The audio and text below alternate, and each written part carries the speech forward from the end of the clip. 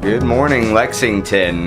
This is Interview Radio on 95.7 Lexington Community Radio. I'm back after a hiatus from last week, but we're missing our other lovely co-host, Miss Lexington Sowers. So if you're out there listening, Lex, we miss you.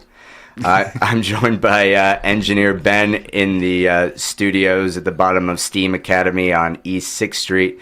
And we also have another in-studio guest today, Mr. Todd Johnson. How you doing today, Todd? Pretty good. I'm really happy to be here. We're happy to have you here. Todd's the Gleaning coordinator for Glean, Kentucky, a nonprofit group. Their mission is to gather and redistribute excess fresh foods and vegetables to nourish Kentucky's hungry. Todd, how'd you get involved with this group? I actually got involved just last year. I'd heard about the organization for a while, and I knew that they were doing really good things for the community and were growing quite rapidly. And there was a job posting, and I jumped at the chance. I have an agricultural background with my mom's side of the family with tobacco, and really? So I'd always known about the family farms. And had always had an affinity for farmers and obviously for an empathy for people that need fresh produce that is often cost prohibitive. You worked on a tobacco farm? I did not. My mom was pretty adamant that I not do that. But it wasn't my, and it's, my uncle still lives on the farm, but yes, she grew up on a tobacco farm. So I know the importance of small agrarian communities, and the appreciation for farmers that often does not happen in today's world. Which is germane to your current position, right? What exactly do you do for Glean, Kentucky? So the Gleaning coordinators, many things, but one of them, we use this word a lot, is matchmaker. So we glean, and glean is often a word I have to explain what it is, which is good, because that just gives me another chance to promote Glean, Kentucky. But gleaning is just where the poor on a farm where the four corners of the farm would be left for the poor and hungry to harvest themselves. And so we do a modern version of that, where we glean or collect excess produce that would normally go to a dumpster or a landfill, or be plowed over, tilled over, and we save, rescue, glean that produce, and then redistribute it to these different communities. And the genesis of all this started at the Lexington Farmers Market. Our three founders saw a need. They saw this food being thrown away at the end of market day. And so, well, something needs to be done about this. We see people with boxes and cans of things, but why not produce? Why isn't this produce being actively distributed throughout the community to those who need it? And so that's pretty much, where it all started. And we've, gone leaps and bounds since that time. It seems so obvious. I was reading an article about you guys earlier that said 40% of food in America goes uneaten, and yet 1 in 6 struggle to find a meal. So it seems like it's a pretty no-brainer. It's a very simple mission, but it's so salient and significant in our culture now. People, it always has been, but especially in today's world, you're hearing about it more. It's on the news more. HBO show with John Oliver did a whole 15-minute piece on it. So it's becoming more widely known. And that's been a big boon to us, because people understand that 40% of food being thrown away, ended up in a landfill, is not a good thing. It's not a good thing for the people. We're talking about tons. Right, tons, millions. And we're not talking just that people are going without it. This food, this produce that goes into a landfill, creates awful methane gas that just pollutes more than any kind of industry might. And people don't understand this. The amount of water it takes to produce vegetables and fruit is unbelievable. The amount of energy that we spend producing twice as much food as we need, right, or that we're consuming or selling. Yes, I would also imagine it cannot be good for the environment. And I'll tell you, as I've visited the the gleaning sources and seen and kind of understood what they did with the food before.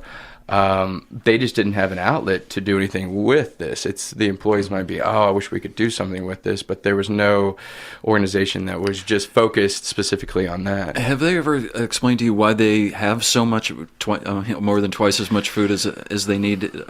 Is that to sell? Is that a selling point? Is it? Well, for example, let's take Lucky's Market, which has been a big addition to our grocery gleaning. They're very committed to the community, and they have a lot of produce, and they get it locally, most of it locally sourced from farmers. And they take a loss on it, but they want there to be access to it. The prices are very inexpensive, so that means they're going to have more of it, and that means we're going to have more to distribute to the community. I don't really understand the business end of it, why they would do that necessarily, but they do. And there's no as well, like we think about expiration dates. That was my next question, is that the expiration date, it doesn't necessarily mean you shouldn't eat this No, food. it's totally arbitrary. No expiration. The only expiration date that I know that is regulated is baby formula. The rest of it, they say a sell-by date, it expires on this date. It's all, there's no uniform regulatory policy necessarily. So do the grocery stores themselves put that on there, or the manufacturers? I'm pretty sure the manufacturers do that. Now, the loose produce, I don't know how those decisions are made. There's a lot of things with the federal government as far as having guidelines as far as, and probably FDA. Yeah, the FDA. Like they want pristine, perfect fruit. They want a tomato that looks perfectly spherical and that has a perfect red. It doesn't matter if it tastes bad. It's just that's what Americans have come to expect there. And that's one of our maybe an issue, like as far as giving food, is that Americans a lot of time, and I don't want to make a gross generalization even though I'm about to. You may. Go ahead. Is that we've become so conditioned to think all of our produce should be in a can or in a plastic container, something already processed. There's a lack of know-how at many levels in American society of how to incorporate zucchini and squash. How do you put an artichoke in? Now, when we work a lot with the refugee community, Latino community here in town, they've grown up with a different cultural narrative, with a different cultural background, where they lived an agrarian or agricultural lifestyle, so they know how to immediately incorporate that stuff. And so that is part of my job, is making sure that we're not creating more waste when we take it to some place. So I want to know beforehand, what can you take, because when we get on the farms, we're talking about maybe 10 crates of beets. Beets, to a lot of people, just are something you've never eaten. So it just sounds like it's something. It's like something you throw at somebody in the stocks. Exactly. Yeah, exactly. That, tomatoes, maybe kohlrabi. I mean, there's all these vegetables I had never heard of. So there's been a steep learning curve. So I as well come from this privileged background, and just expected. Never just expected that people would, because I had, and so it became a huge learning experience, and definitely an empathy builder to see these. And so that's one of our things that we want to do, which we are constrained with the number of staff we have, is to couple those deliveries of food with food education. Some of that is connecting people with some of our sister brother organizations like Seed Leaf for urban gardening and composting. We might connect them to the extension office where they do certain food programs. We have one of our sites, our recipient sites, Nathaniel Mission, does a diabetes class. And so they give them a crock pot with the chicken. And just to give you an idea of our mindset, is that they give them a whole chicken with this crock pot, and then they were still asking for bouillon to put in there, even though they had a whole chicken, because they were just kind of, that was how they prepared it. Right. And so there was a teaching element in that, and they said you don't need to add the bouillon to this. And we're not trying to denigrate what anybody eats. We just want to enhance it and make it better. So, well, that's that's actually an interesting digression because most people don't know how to cook. You know what I mean? And as cheap and healthy as it is, we're still sort of in this hangover from the 90s where, fast food boomed and there was always enough. And it's interesting you bring up how people, they want to have that almost, a picturesque tomato or something. I saw a study where, it was like a farmer's market and, they would have like it would be like asparagus or a head of romaine lettuce or something all in a crate. And if it was full, then people were more likely to take from it. If there was one that was still perfectly good, but it was that last one, then it was a reject. I know exactly what you're talking about. What is that from? It's a documentary called Just Eat It. And it was... they put it on MSNBC, I believe, and they interviewed them. But it was a Canadian couple that decided for, I think it was 6 months, that they were going to just live on gleaned, not just produce, but gleaned food, and really highlight and magnify the issue of food waste. And so I do remember the farmer, he had Swiss chard, and he just has one less, and so people will be a lot more reluctant to go to something with just one left, as if it's the dregs of. But again, it's just that's a mindset that we have. I mean, I did it as a kid. I wanted brand name stuff because I thought, oh, brand name, it's better. Right. Yeah, but that is not the case. No, not at all. No. We're talking to Todd Johnson. He's the Gleaning coordinator for Glean, Kentucky. If you want more information, you can go to gleankentucky.org for volunteering, donation, or news. You can also call them at 859-444-4769 or email at volunteer@gleanky.org. Todd, are there any other organizations like this in Kentucky that Glean?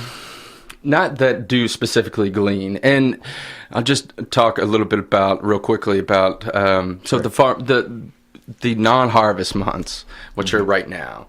There are other gleaning organizations in the country that specifically, and I don't know if we're the only one. I don't want to make that statement, but I've not seen too many other gleaning organizations that do grocery stores. So that's kind of unique to us, and we do that during the off season, if you will. But when we get onto these farms, that's what you're talking about, the traditional gleaning, where you're going and actually harvesting, cutting, pulling, whatever. And people are really drawn to that. So, yeah, ask your question again. I totally Are there any other organizations that do what you do?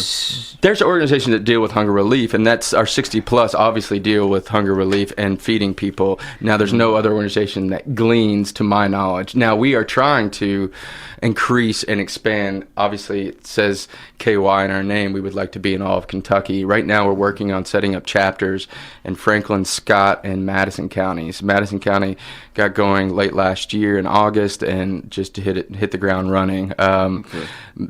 It was in Berea. Berea. Those Berea folks were definitely on board with our mission. We had a lot of good connected people. So eventually we'd like to get into the contiguous counties so that we will have a presence everywhere and can provide that local food, what county it might be, to those people in that county. Well, I would imagine there's a difference between counties that produce food and counties that need food. So you may have one county that has an overabundance of things and another county that has a shortage, and it would be nice to kind of average everything out and get the most amount of food to the people who need it the most. Well, this is where you come in, right? Because the agricultural background gives you sort of the vernacular of the of farming, but this is a logistics position, right? Yes. That's what it sounds like. I'm playing matchmaker. So when we go to the farms, we might get a 24-hour turn. They might call us on a Wednesday and want us to come on a Friday before they're going to till it. So I have to have like a rapid response team that can get out there to the farm and glean it. So are these volunteers, this special forces group? Yes, this special rapid. Yes, it's all volunteers. Helicopters rappelling out from the. I mean, we don't have that much overhead, but any kind of donation. Is it 1-to-1 when you're talking about matchmaking, or will you get an especially large haul and have to disseminate it out to many different groups? Yes. So the distribution, especially at the farmers market, at the farms, because we're getting such large volumes, it has to go to multiple places. The grocery stores are 1-to-1 for the most part. Sometimes there's sharing between two organizations, depending on their capacity. And that's one of my jobs, to go to these sites, see if they've got refrigerators, they have a walk-in. Do you have any capacity to take a large amount? So I have to know that game plan. I have to know the end game. Right when I get that call, I need to start making calls and be like, can you take this? Because if it is beets, there's not a lot of places that necessarily will take them. So I've got to find some place that I know they'll be utilized, made into beet chips, whatever else. Do you ever have is there stuff at the end of the day where you just can't find a match for it and you finally have to? Are you able to? Really? Yes. So if there is something that is maybe, okay, so I mentioned kohlrabi, and it is not it wasn't a well-known vegetable to me. And if everyone in the audience wants to Google it and look it up, it looks like an alien. It does. It looks like an alien piece of a vegetable. And, when I saw it, not that I'm a real big foodie and cook a lot, but it was extremely weird to me, and I was like, what is this? How do you even do it? So if I'm having problems, obviously some of our recipient sites are, but the good thing is I've got knowledge of the various sites, and I know what they can use and what they have the capacity. So for example, we have what we call a neighborhood ambassador model. We love the neighborhood ambassador. That's people that live in the community that they serve, or do direct service to those communities. So one is to the mobile home parks. A lot of people in mobile home parks don't have conveyance to get anywhere. They don't want to, they might not have documentations like a social security number. They might not have anything. So because of that reason, a lot of times we're their only source of quality fresh produce. Right. And at the mobile home park, there tends to be, it's a big different complexion, but there's a lot of Latinos in that community. They know how to use kohlrabi. Oh. They know how to use beets. So I know certain agencies that can utilize that, and I'm not going to just make. So I've done my due diligence to make sure that we're not just dropping something off and saying goodbye. Like, I try to build that relationship, and one of our values is empathy over efficiency. We want to be community builders. The numbers are great, and we've gleaned since 2010 almost 850,000 pounds of fresh produce, and been able to distribute all that. But I mean, it's about having that empathy, understanding people's background, where they're coming from, not judging, not being condescending, and not having them necessarily be out in the pantry in a line waiting for something, which a lot of times has an attached stigma to it, and perpetuates ideas of dependency. So you've noticed that like different areas of the state might favor one vegetable over another one. So you say, oh, we've got beets, let's get the beets to. I know in the city, not the whole state yet, but I definitely know in the city. So you can kind of get the vegetables to the people who know what to do with the certain amount of vegetables. And a lot of places in the summer, there'll be places that we don't normally give on a normal basis, but they'll set up, for example, the Community Action Council might have they have an outdoor health fair, and we provided a lot of heads of lettuce last year, so there could be one-off events like that. To answer your question earlier about the counties, that is a problem. We haven't gotten to. We're going to work on the 17 counties of central Kentucky. But if you go down to eastern Kentucky, if you go down to they don't have produce farmers. They don't have gleaning sources. They might have a Walmart, but they don't have the benefit of a Lucky's, a Good Foods, a Whole Foods, a Fresh Market, Costco. They don't have that. So there might be some instances where we will have to, whether it's overabundant, and we'll have to use a truck to bring things into that county to ensure that they have access to it because of the lack of gleaning sources. Now, we still haven't broached that just yet, but we do understand that it's potentially a problem. But what's been kind of exciting lately is we've been working, Ryan Quarles, the new commissioner of ag, is starting a coalition on hunger, and so he's getting all these disparate parts. Are you in touch with his office? We have been, yes. Okay, yes. good. So we're going to meet with a member from his office and talk about how because the idea, from what I know, my limited knowledge, is that they want to bring all these disparate groups together so that there's just one kind of uniform, message, not necessarily message, but that we're all coming together in concert to fight this. So there's not just all these different, because you were asking about other gleaning agencies. Right. I don't think there's any, but there could be that I don't know in Western Kentucky. So if he brings all those together, then we can better assist each other. Create a network. Yeah, because we're all in this together, kind of thing. I know that sounds cliche, but we're all in this together. So why not make a concerted effort on the food insecurity front? I mean, that's in a broader way. That sort of seems to be the message here. It's we're all in this together. Let's at the very least get our stomachs full. Yes, and this food and you were mentioning that documentary. They had an example of somebody coming out of the market that has 4 bags, and this is just an analogy, a nice mental image picture, and they drop 2 bags, I think. And that's an example of how much food we waste. And don't go back to pick it up. And don't go back and pick it up. And that's how much food. Wow. Seems insane when you think about it in that way. And I know for a fact that I've am a hypocrite in some ways, because I've contributed to this problem in my past. I'm definitely not trying to do it now in my current role, but we, in our own refrigerators, there's so much that we waste on a personal household basis that we can do, and that's things that I always suggest. You don't have to make these broad, sweeping changes. You have to do things that are baby steps to make an impact and hopefully increase the discourse in the public and get more people involved. Well, I'll tell you a habit I got into when I was in my early 20s and just dead broke was I didn't go to the store until there was no food left in the house. So you'd eaten all of it. Yeah. So this emergency spaghetti is gone, the peanut butter is gone, everything in the fridge is gone, and stuff like that. I can see this is something you're really passionate about. How old were you when you first became aware of this problem, or did you come across it during your studies? How did you? So my background. My mom and her side of the family grew up on a tobacco farm in Henry County, Kentucky, a place called Port Royal, across the road from a fairly well-known person named Wendell Berry. Oh, okay. So Wendell has been a family friend since I was born. Oh, okay. So obviously, I've known things about agriculture. I wrote my senior paper in college about the loss of small community farms. So this has definitely been in my wheelhouse, so to speak.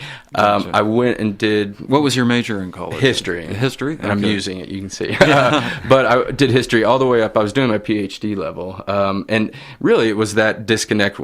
Well, debt was one thing, but it was also the disconnect between that ivory tower and what was going on. So I was doing race relations. I wrote my MA thesis on Emmett Till, a 50-year-old African American who was lynched in 1955 and kind of precipitated a lot of the civil rights movement, but is a lot of times overlooked because of the horrificness of. But anyways, this is not a different show.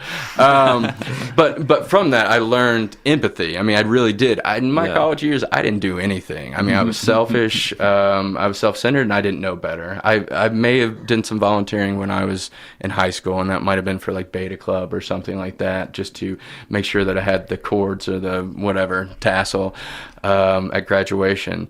But it really, and for me, I guess I'm a late bloomer. It was in grad school. It was the study of history that I was able to see things through a different prism, through a different lens. And that was hugely beneficial to my entry into nonprofit world. But that's kind of where I first started volunteering and getting involved in the community. I started at Ronald McDonald House. I've worked at the YMCA, the International Book Project, and now Glean, Kentucky. So I've been involved in this world. I really enjoy this job, especially because of the tangible nature of it. You can see the impact firsthand. I was actually over at International Book Project a long time ago. Okay. That's fun. What's your biggest obstacle right now as far as funding or obtaining food or distribution or? There's obstacles in all three of those in some ways. We are growing kind of at a fast rate right now. Okay. So we're trying to keep up with that, with the amount of response that we're getting from the community, from other people hearing about us, from the addition to grocery stores. We kind of have to rein ourselves in a little bit so we don't get too big and don't know what we're doing, and we're flying by the seat of our pants. We're trying to right now really get that infrastructure. And what's exciting to be kind of the first, I am the first Gleaning coordinator, but to have the first exec director as you are building that the ground underneath your feet. So there's no real precedent. So there's a real excitement level to that. It can be frustrating on some levels, but right. So maybe it's just the newness of the program and figuring out the newness, standard operating procedures, and protocols. Getting everything written down. I think the chapters will, in some ways, that. Not an obstacle, but there's, I'm trying to do all this from Lexington and trying to facilitate and mobilize and animate and get them going, and they're volunteers, so right. You can ask a lot of them, but you might not get everything you want back because they might have 9 to 5 jobs and other things and other commitments. So. I think that's at any nonprofit, but yeah, pretty much. Yeah. As far as organization, we want to get in those counties, and we just got a generous donation of a box truck, so we will be able to transport. That was a unexpected gift that we got that we definitely were going to accept. I don't know how much we'll be using it this year, but definitely going forward a lot more, and that will facilitate what we were talking about earlier, the food into the other counties. So, okay. And where can people go to get the food that you help distribute? So, especially in the Lexington area, in our listening area. Hang on a second, just so in case we have anyone new coming in here, we're talking to Todd Johnson, and I know that you are. I know that if you weren't listening before, it's just probably because you were in the pool or something. Todd Johnson, he's the Gleaning coordinator for Glean, Kentucky. For more information, you can go to gleanky.org. They've got a really cool video on their About page. If you're not near your Merriam-Webster dictionary right now, gleaning, as we've learned, is, to put it short, taking excess food from. This is a historic term. Is that what you were explaining? It's in the Bible, and it's pretty old. Yeah, that's an old one. And so a lot of people have heard of Ruth. A lot of people have paintings on their wall of gleaners. So you'll see generally a woman with a large bag of like wheat or something else like that. And a scythe, maybe. Wheat. Yeah, wheat. Yeah, wheat. Wheat. With a T. But she'd be carrying that around. And so we had a painting. I didn't even know what it was. Really, the first time I even... and I digress. I'm sorry. The first time we have time to fill, right? Sure. We should just name the show Digression. The first time I learned about it was a documentary by a French filmmaker, Agnes, and I cannot remember her last name, but it was called Gleaners and I. Varda, yeah. Okay. And she's a very well-known, well-respected documentarian. So I watched that, and she showed the different aspects. She showed urban gleaning. She showed gleaning. And these were actual people doing it themselves. We're an organization, and we're facilitating that gleaning. These people were doing it as a livelihood. And that was real eye-opening. And then I learned more that it's biblical, that the idea is that, again, they would leave the four corners of their crops, any farmer, any grower, for the poor and hungry to come and harvest that so that they had food. So we do the same thing, but we just do it in a modern version. But so we are still going to those four corners. They just happen to be grocery stores, farms, farmers markets, and orchards. And how do you were explaining before the show, these CSAs, community supported agriculture programs, how does that fit into this? Is that gleaning, or is that just more person to person? How does this work? So, and this is a term I didn't know before I started here, like a lot of terms like food insecurity, food deserts, you hear a lot of this vernacular, and I didn't know it before I came, but community supported agriculture is a great movement. People call it CSA, but yeah, community supported agriculture, and a lot of farms, University of Kentucky on their, we call it South Farm, their research farm, the corner of Man o' War and Nicholasville, they have a CSA for their employees. Essentially, people buy shares, customers buy shares, so whatever they might want for the year, and produce, they buy it and they take the risk with the farmer, but it subsidizes the farmer so that they can go ahead and grow. They have the implements, the whatever they need, the tools to make that happen. And so it's kind of a partnership, because thus the community support agriculture, the community is getting actively involved with these farmers, with obviously their dollar bill, with their money, but it's a joint partnership. And so the farmers can go ahead and start growing this because they know they already have customers, whereas they don't know the demand necessarily. They know it up front in this case. Versus, and you're going to have to forgive my my agricultural ignorance. This is compared to if they did not have this subsidized on the front end. Right. That's going to impact them economically, I guess. They don't have necessarily any place to sell for CSAs. No, well, for any farmer. Yeah, right. Typical. Any farmer, and we do have a lack of produce farmers in the state because of fair market value getting for your produce. And so what do you grow? You grow the things you're going to get that you're going to get a good livelihood from, which is what? Soybeans and corn, and maybe still pockets of some tobacco. But these produce farmers that aren't in CSAs, a lot, and there's a lot that aren't in CSAs, they go to farmers markets, but they also sell directly to restaurants. I know plenty of farmers that come to the Lexington Farmers Market. They go around to some of the local restaurants and deliver produce. CSAs is really good for up and coming farmers that just started. It's really good for those because you're adding value to their farm by giving them money so that they can. But established farmers, I guess they've been in the game a little bit longer, sure. And know the outlets. I'm not sure of the whole dynamics of the CSA program, but I know that we have definitely benefited from the CSA. It seems like more of a symbiotic kind of a deal going on there, right? Yes, definitely so. Could you tell us a little bit about the event that's coming up this Saturday? Yes. So we have our 8th annual heirloom seed sale, and I'll just start because I know a lot of you out there, including me, before I learned about the sale, didn't know what heirloom meant in this context. So we all know kind of heirloom is passed down from generation to generation. I think of like a family Bible as being a family heirloom. That's generally a great example to get in your mind. But the heirloom seeds are the same thing. It's seeds that are passed down through generation to generation. One of their biggest draws is that there's no human intervention. So in today's political climate, a lot of people don't want anything with GMOs. These seeds don't have any GMOs. They also, and I don't know the correct term, but they produce seeds that you can continue to use, where a lot of the seeds that we buy now, it's one use and then you have to go back. It's intended that way so that you have to continue to buy seeds. With heirloom seeds, you'll get those seeds you'll get them after that crop has grown and harvested, and so there's no need to continue to go back and buy seeds. And you were talking about the perfection standards, or we were talking about the perfection standards. Heirloom seeds, and well, not the seeds themselves, but what they produce, the actual, once it's cultivated and you have the produce, it's some of the most oddly shaped, especially I think about the tomatoes, oddly shaped, most vibrant colors, that might have like dots on them, little yellow dots or streaks, or might be a little.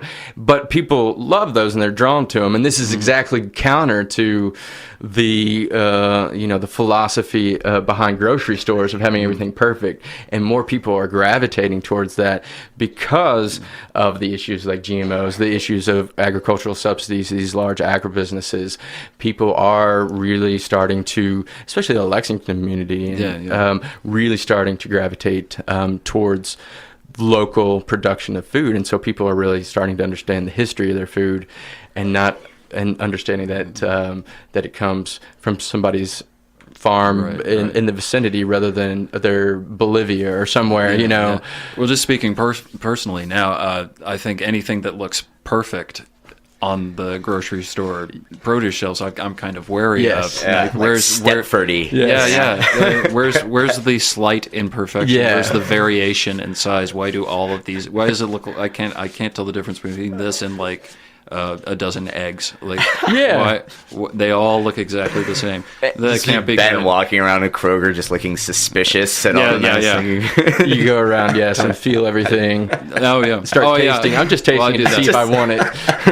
But I'm putting it Sniffing. back. Yes. Yeah. No, I do that. I do that with the produce, though. Actually, I'm very picky with it. Where is the seed sale? Oh, yes, the seed sale. Sorry. It's 9 to 12 on Saturday, February 27th at Hunter Presbyterian Church, and that's across, I don't know what it's called, but it used to be called Central Baptist Hospital. It might be Baptist Health, but it is across from there on Rosemont Garden. So if you're going out of town on Nicholasville, you take a ride on Rosemont, and it's like the second building right there. We'll have signs up. And do you have the address in front of you, by any chance?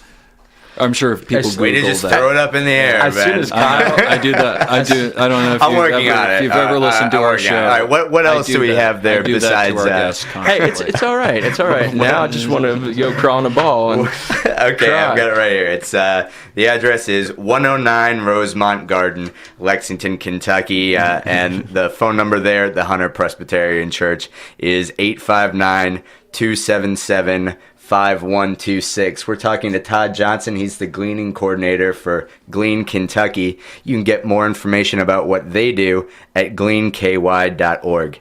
What else is going on at this seed sale? It's not just handfuls of seeds, is it? No. So each packet of seed will be $3. And just to give you an example of some of the stuff that will be there, we'll have a lot of herbs, and we'll also the names are just beautiful in these heirlooms. So we have Kentucky Wonder Pole bean, the Ideal Market stringless bean, Henderson Bush lima beans, dwarf gray sugar peas. I mean, just Detroit dark red beet, purple top white turnip. Just brilliant names. I mean, I don't know. We are looking at some beautiful full color pictures of produce in here, folks. It's making us a little bit. Have a little bit of cabin fever when you look at these. You want it to be warm like it was Saturday. Speaking of which, is this indoor or outdoor? It's going to be outdoor, and so we'll have Howling Wolf CSA, a new up-and-coming Lexington CSA will be there, selling shares and giving you any kind of tips on gardening, I'm sure, as well, if you ask. We're going to have an author come and sign her book, The Culinary History of Kentucky.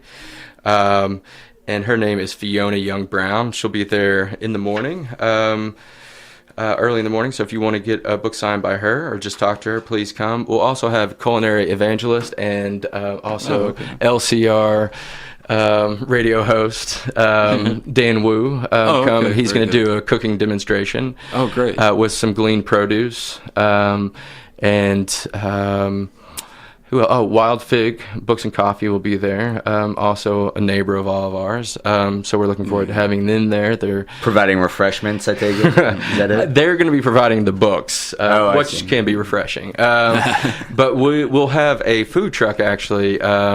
It's Who Wants Waffles, and I purposely didn't prolong the Who, but it's the owl is their mascot, so it is supposed to be prolonged. But Who Wants a Waffle? They sell Belgian waffles there, and they'll also have coffee outside. I see. And 5% of those sales will go back to Glean, Kentucky. All of this will support Glean, Kentucky, and our mission and expanding our name, our brand, and our mission to other counties and stuff. So those. there'll be a lot of things going on. There'll be a lot of customers. There'll be master gardeners there, people that have been accredited as being official masters of gardening, who will answer all your questions that you might have. Again, the seed packs are $3. Okay. But and we'll have planter-row kits. This is a program that we've done where we encourage backyard gardeners, or we sometimes call them yarmers. But if they grow one crop of whatever, melons, potatoes, and they donate that to Glean, Kentucky, or to an organization that we support. It doesn't necessarily have to come directly to us, but we can facilitate that. It's just to encourage people in the Lexington community that have backyard gardens that if you can't use all that, because a lot of farmers, including gardeners, will plant more than they think they need, and that's just a strategy. So we'll take it off your hands and make sure that it gets to people that need it. So the planter row kits will be there. It should be a good time all around. I'll be there if that's some sort of a draw. Yeah. Also, ladies. Yeah. Also, the Junior League will be there. Oh wow. Yeah, we're one of their funded agencies, and they've been great supporters, that's great. and so they will be volunteering as well. So again, 9 to 12, come by your heirloom seeds and start handing them down to your kids. Cool. And if somebody listening out there is suffering from food insecurity or can't, is there maybe on your website a list of organizations that you can refer them to? Yes, there's a link. We are. I think there's God's Pantry. That's the most obvious one that everybody knows about. God's Pantry is the large food bank here, yes, and we have partnered with them. But we are a lot in the East End, a lot in the North End, the Cardinal Valley area. I mean, we try to serve, and that's one of our values, the underserved population, and that's always changing. Okay. But one of and I'll just give you a little anecdotal story.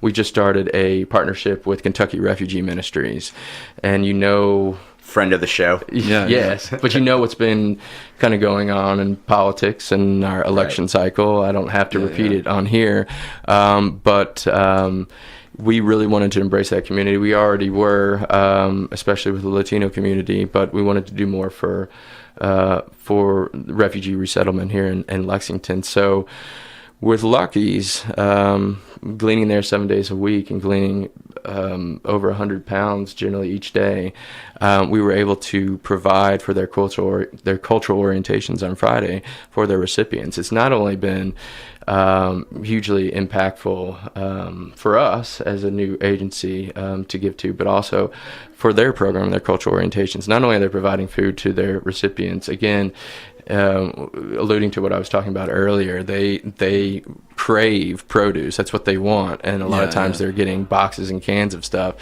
and that's not what they're used to subsisting on. So we started this program just maybe 2 weeks ago, or didn't start a program, but started this relationship, this partnership, and it's just been going great. And the pictures and the stories that we've received about that has just been tremendous. And those are the things, obviously, that you want to hear. Those are the things that you want to share with volunteers and supporters. But that's just one example of one partner in one area of town. But that is making a vast critical impact on that community. And you can go to our website and see some of our other agencies. If you are food insecure, please call us at 859-444-4769. We'd be happy. So they can call you directly, and you can point them in the right direction. We can try to facilitate that. If we start receiving 100 calls, we might have to, which hopefully that doesn't happen, But I'd be happy to try to point them to some of because that is our mission. We want people to be. To have access, and so to deny them a call and tell them where would be antithetical to what we do. And it was 859-444-4769. Exactly. Correct? Yes. Okay, great. And obviously you can email also at volunteer. That's just singular at gleanky.org, and let us know. If you have a community that needs to be supported, an underserved community, and contact us, because we might be able to provide food if it's a new nonprofit organization and you're dealing with food insecurity with your recipients. Let us know, and we can see where we can partner and make an impact on the people that they serve. So we're always trying to invite new organizations to be involved, especially in Lexington, but that goes for Madison, Scott, and Franklin counties. If you're out there listening to the podcast version of this or streaming, streaming, then definitely reach out to us, because we're actively invested in those areas this year, and really getting those stabilized and organized and moving smooth and efficiently. So, yeah. Over 834 pounds gleaned. 834,000 pounds gleaned since they were founded in June 2010. 11,572 pounds so far this year. Todd, we want to thank you for coming in. Thank you guys. Is there anything you want to add? No, you guys have been awesome. Is that good? Well, thank you for being here. You all have acquitted yourselves very well with having an absent host. So thank you so much. And everybody, please look up Glean, Kentucky and support us and come to our seat sale. I hope to talk to you soon. We'll be right back on Lexington Community.